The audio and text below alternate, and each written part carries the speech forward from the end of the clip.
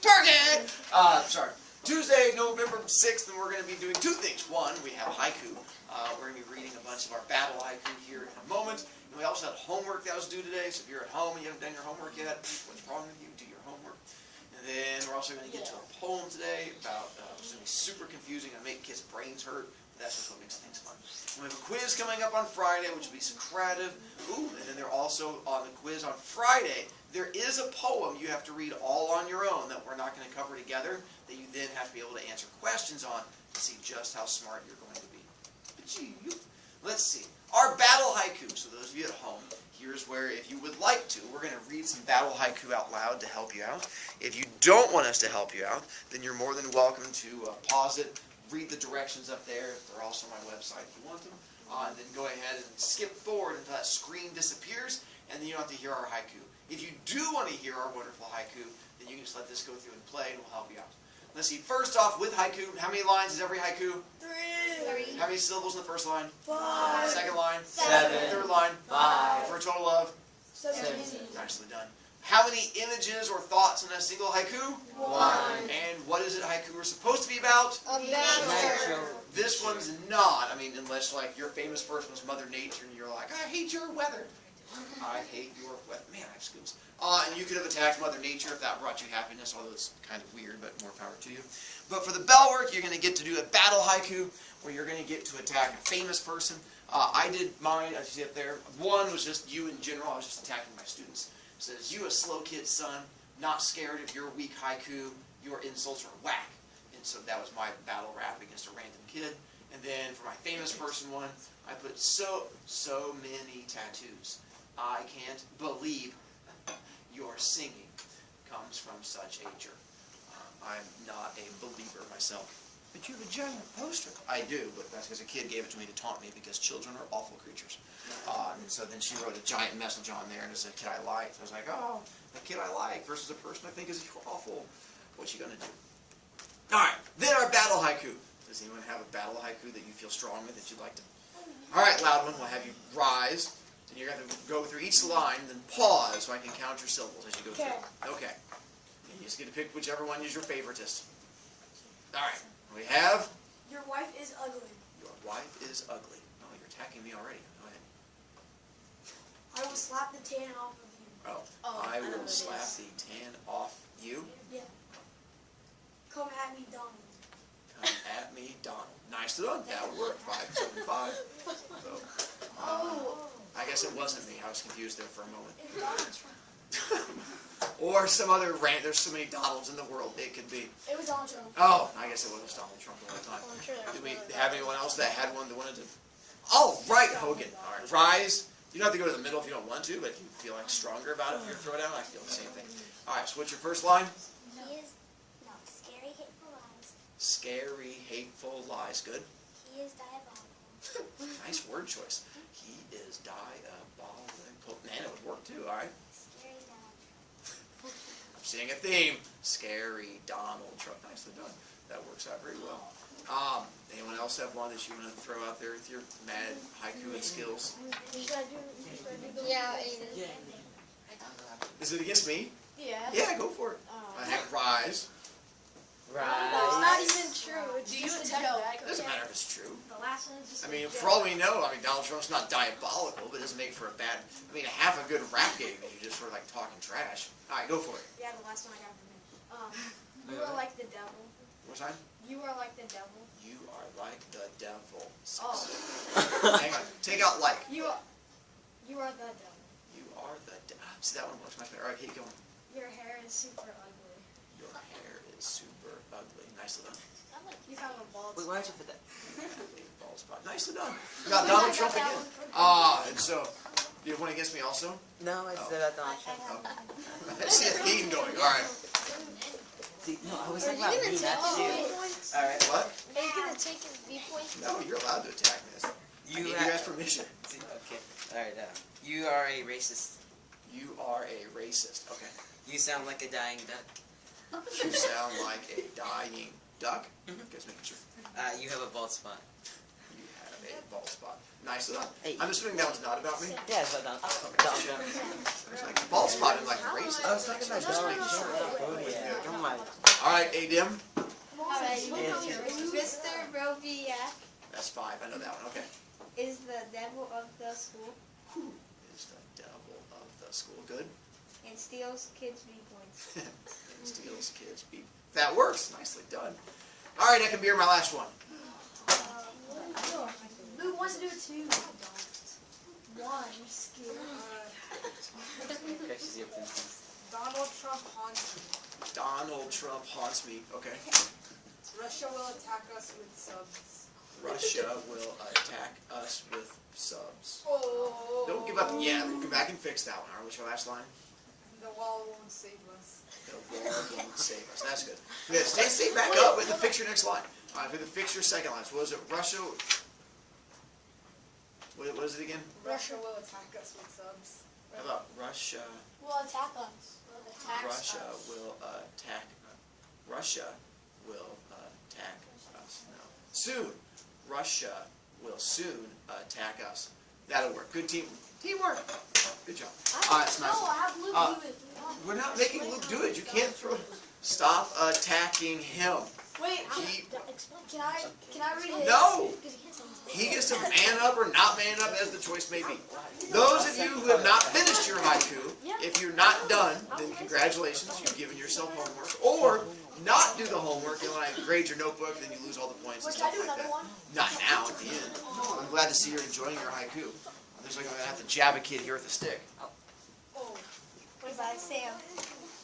If you did finish your haiku and you feel strong about them, then you can clear everything else off except the handouty thing.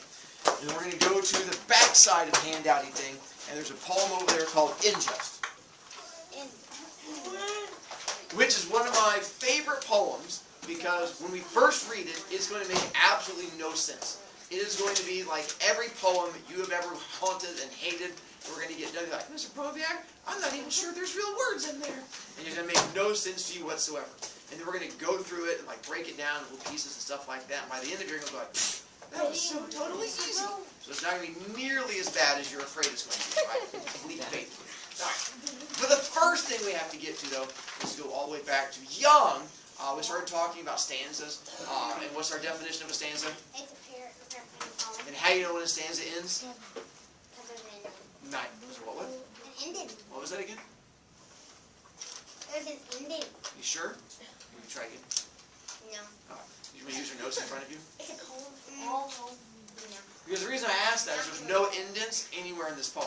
Well, there's Which not would mean- indents. They're like, I don't know. Not indents. Poem paragraph. Dots. It's a gap. Nice. Whoa. Spaces. Nicely done. Was it? Did you just roll your eyes because indents and spaces are not the same thing? They're closer. Roll right back at you. So once again, you have to look for the spaces. So in this poem, we have to figure out how many stanzas we have in this poem, because in a moment I'm getting ready to have you guys read it so that you have some idea of where to stop. It's a bad word.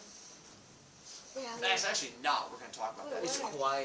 So, no, it's queer. It's Oh, still not a it is? bad word, but we're going to talk about that too. It's the fact that the poem was written back in like the 1900s, like even before I was alive, and back then it had a different meaning. Even today, it's not a bad word. Any word's bad depending on how you use it. Pickle can be bad. You're like, oh, look at you, you big pickle. Like, wow. And so it just depends on how you use a word. But, you bunch of pickles. What we have up here, we're going to try and figure out how many stanzas we have. So we did this way back when we first did stanzas. So in theory, the knowledge is in your head. So I'm going to have you hold up fingers when you figure out how many stanzas are in this poem. Hold up how many stanzas you think it is. No. No. 14. It's like the worst auction ever. Wait, probably kidding. No, you're So you might need to hold up your feet to get to the total number of stanzas. I don't have enough fingers and toes. 16. Looks like 14. say 1. 30. Yeah. Well, way to try to undercut them. All right, we'll find out. Go together with starting at 1, 2, space, space, 4, space, 5, space, 6, space, 7, space, 8, space. 9. I said 9. I said 10. So those of you who Ooh, speaking of harassing kids, I forgot. I have to pick on 2 of you to stand up and get the points. And the kids at home, you have to wait for a second, time out here. I have to pick on 2 kids to get the points, and we'll come back. So we can do from there. And then you've already gone. Don't make me be mean to you. And just like Mernon, you have not gone. And Orr has not gone, so we'll take both of them. All right, Adim, up you go. Okay. You got this.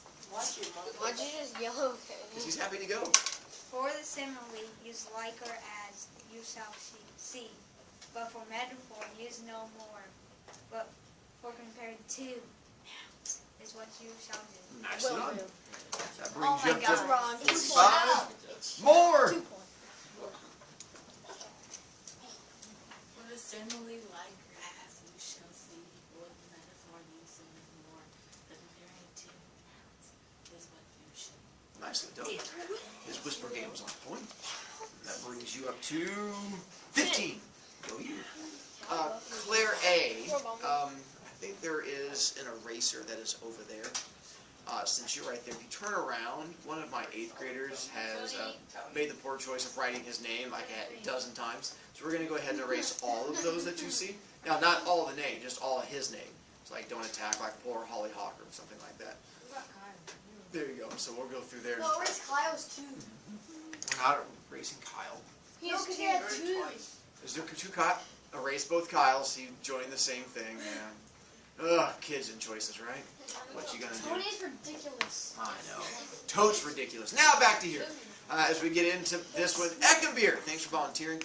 We're going to go ahead and I believe give you the first 4 stanzas. 1, 2, thank you, volunteer. We're going to give you the first 4 stanzas. Very nice. Can I read? After me. Why not? Loud one will give you the second 5 stanzas. And so as they read, here's what we're going to look for. Characters, where it's taking place, and possibly what in the hecky jeepers is actually going on in this poem. I know, I apologize for my language, but sometimes poetry gets me worked up.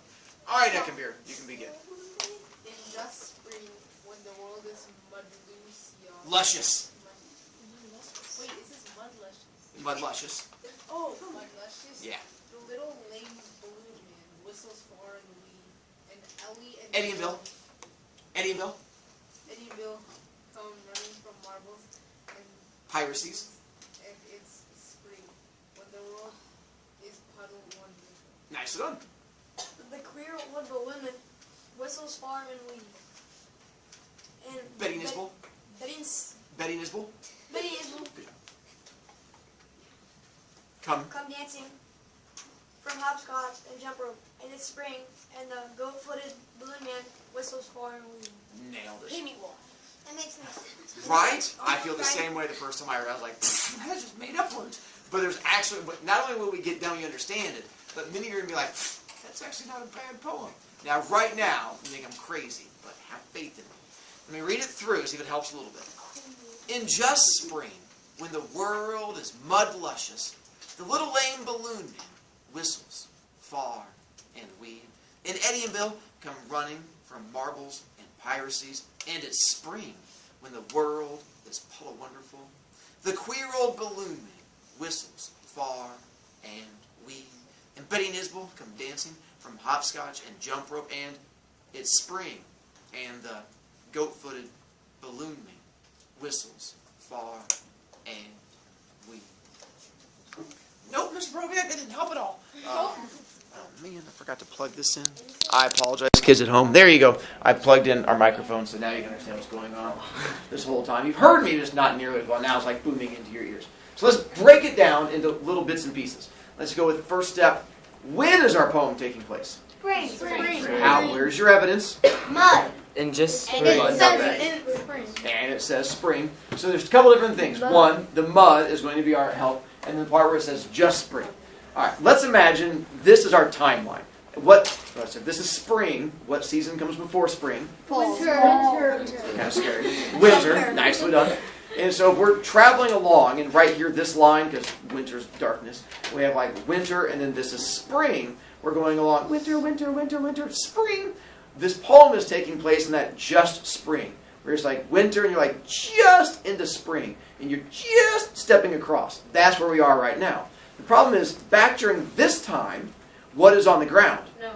Nicely done. We have all the snow on the ground. As we hit spring, what happens to all that snow? And then what happens to the ground? And that's where all the mud comes in. So we're in this just spring, where we have just crossed over, and it's just the very beginning when kids are running around outside and having a good time. And, we also introduce our first character into the poem. The Balloon Man. Now, Balloon Man, for the most part, for a long time, kids probably had no idea what a Balloon Man was, so they don't really exist a whole lot nowadays, but you can find them in certain locations. Plus, there was a Disney movie that came out not too long ago, probably when you guys were wee youngins, but the whole thing was about a Balloon Man. No, I got that part. I got that part. Pinocchio? Oh yeah, sorry, welcome back. I forgot the mud luscious part. The part that Eckenbeer stumbled over when it said the mud luscious. The word luscious means that you really enjoy it. There's a whole bunch, like a luscious pile of food, or I don't know, luscious hair. I don't know. So it means a whole bunch of something. So going back to here, if we were talking about wee little children, how do wee little children feel about mud? They love it. They roll around. And there you go. So you have the fact that it's mud luscious because little kids loving to play in the mud, something like that. Which is why the little kids get in trouble, because as soon as it's springtime and you get to run around outside, and your parents are like, "Don't get dirty," you're like, "I won't." And you dive right into the mud, probably like, "Splishy, splashy, splishy, splashy," as you go across, because you've been trapped inside this whole time, and as soon as it's spring, you're like running around outside and having a really good time. So those are not my children, those are random mud babies I found online. I just typed in mud children and that popped up. So I was like, yay. Yeah, the kid in the middle. Looks like he has a baby. He has like a headband right there, and his hair just like that. Why are they letting the baby eat mud? That is disgusting. The baby's eating a mud pie. They're delicious. They're full of Maybe it's delicious nutrients. Oh, I got grounded for like 3 weeks when I was a little kid because I chucked a mud pie in my brother. We all have poor choices. Alright, back to our Balloon Man. There we go. Now our Balloon Man. So the Balloon Man, the ones who like walk around at like the carnival or something like that, and they would sell all these different balloons and kids would come buy them. It used to be an actual job. People would walk around in parks or something like that, and you could run up to them and buy balloons, and kids would be all excited, like, "I want those balloons, yo!" And you get like your favorite colors and run around. Nowadays, kids don't really go running up and buying balloons. Sometimes if you go to like, I don't know, Kings Island or the circus or the fair or something like that, then they might have it. Do you guys know what Disney movie came out that was all about Balloon Man? Oh, yes. And so that one, the little beginning part, that was all about him being a balloon man at the zoo and stuff like that. So that was him being a balloon man. So here it's talking about him being a balloon man. This word over here where it says lame. Nowadays the definition of lame is a little bit different. Lame is whenever your parents say, "Hey, let's go buy you clothes. We're going to go to the old person's store." And they're like, "That's totally lame." And so the original definition of lame did not mean making fun of someone for being old and dorky. Do you guys know the original definition of lame? Cool. Ooh, no, but an interesting guess. If a horse was lame, we had to kill it. What? Old. Not bad. Not old, because I'm old, but not lame. Although some of you guys might still want to kill me, judging by what you guys wrote. Lame. Wait, let's see. Do I have lame kids in here? No, I don't have any lame kids. Different. That's the new version of lame, not the old version. Like, Mr. Brovicast, I have no friends. I'm totally lame. That's not the actual definition of lame. Lame, we have to say, ooh, here's your hint. We do have a bunch of lame kids here at school. The kids I make fun of? No, not that kind of lame. Oftentimes the kids who are lame, they have someone help them get from class to class. Like that. Crippled. Nicely done. And so the original definition of lame just meant that you were crippled in some way. And so that's what lame meant. If you like are lame, it means that your leg doesn't work. So if you see a kid like walking around on crutches, you're like, "You're lame!" Like, "Oh, that's me." Like, "No, this means you're broken." Ha ha! You can like run away giggling and stuff like that. I'm looking forward to it because I have kids in my other classes who are walking around like boots and stuff like that, and I get to make fun of them. They're like, "Look at the lame kid!" And they're all gonna laugh. I'm like, "No, she just has to cripple. It's okay." And so that's what the original. The reason the definition changed now is because when you were crippled, you couldn't do anything. You would just sit around at home while your friends ran around having a good time. So they would say, "Oh, that's too bad. Joey's lame." And eventually, when you have like a kid who's not crippled but still sat around doing nothing, you're like, "Oh, Bobby's lame. Like, oh, is he crippled? No, he just sits there doing nothing. And so that's how our definition changed over time. So now, look at that. A little bit of education for you the next time you attack a kid. Oh, our balloon man has to make the fat cash. In order to get the fat cash, he needs to have the kids come running up to him to buy balloons. How is he going to get their attention to get them to come running up to him? Whistle. Nicely done. And so that's throughout the poem as he goes through whistling. He's doing the whole, I don't know what the balloon man whistle is. Formally. I think it sounds like, stop whistling. And so right there in the throat. Whistle. Whistle. There we go. And so as he walks along whistling, that's how he gets the kids' attention to come running up to him and stuff from there. Tomorrow, we're going to finish out the rest of the poem. We're going to go ahead and stop there before we get any farther. And then Thursday, we have an actual kind of a fun day. I'm going to give you homework on it, but I think you're going to enjoy what we go through and do with it because it's about idioms, which are different than idiot, which are the kids in your classes. Idioms is a whole different thing. And then Friday is our Socratic quiz. If you are really, really bored, I have already uploaded poetry homework number 2. I'm not going to officially assign it till tomorrow, but it does involve a poem you have to read on your own and stuff like that. So if you are really bored and have nothing to do, you're welcome to work on that homework. But once again, it's not due till next week. All right. That's all we have for today, so enjoy. Look at this. It's a bird.